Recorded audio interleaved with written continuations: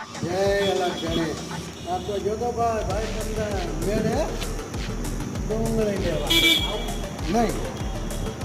ને પછી પાછા આવ્યા ભાઈ ડુંગળી લઈ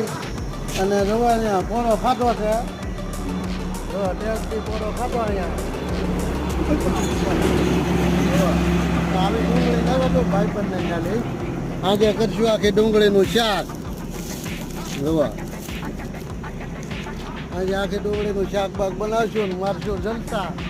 ધાબા ઉપર એ બાજરાના રોટલા ને એ પછી જો પછી જમાવટ થાય એ એક નંબર હાઈવે ઉપર સીધા થાવ ને હાઈવે ઉપર એને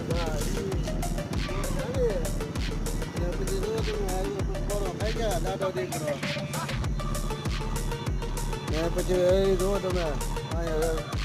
હનુમાન પાસે દર્શન કરતા આવ્યા